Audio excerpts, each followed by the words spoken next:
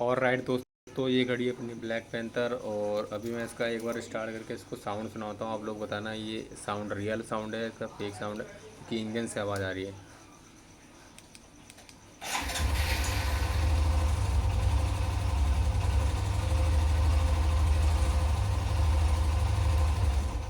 तो भाई साउंड सुन लिया आप लोगों ने, आप बताओ कि भाई ये साउंड इंजन से आ रहा है कि ओरिजिनल साउंड है, कि जो रियल जब हम लोग एक्सट्रीम लेके आते हो उसके कंपेरिजन में ज़्यादा साउंड आ रहा है कि कम साउंड आ रहा है, कमेंट करके बताओ। अगर एक बार आप लोग और सुनना तो और बस सुना देता हूँ।